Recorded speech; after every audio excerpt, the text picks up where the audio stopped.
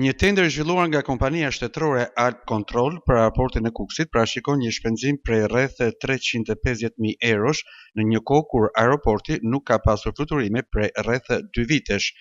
Sipas të dhënave në fund të vitit të kaluar, është shpallur një procedurë me vlerë 33.2 milion lek për sigurimin e infrastrukturës që do të mundësojë ofrimin e shërbimit të informacionit të fluturimit.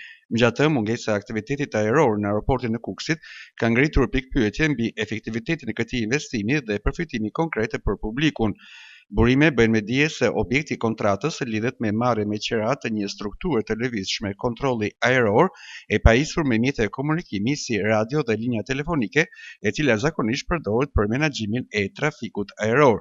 Procedura e tenderit është zhvilluar me pjesëmarrjen e një operatori të vetëm ekonomik, i cili është shpallur fitues me një ofertë për rreth 31.6 milion lekësh. Ndërkohë, ekspertë dhe kritik të kësaj procedure ngrenë shqetësimin për koston e lartë të kontratës, duke theksuar se strukturat e ngjashme mund të sigurohen me kosto më të ulët në treg. Autoritetet nuk kanë dhënë ende një reagim të detajuar mbi arsyet e këtij shpenzimi, ndërsa çështja pritet të vijojë të diskutohet në opinionin publik.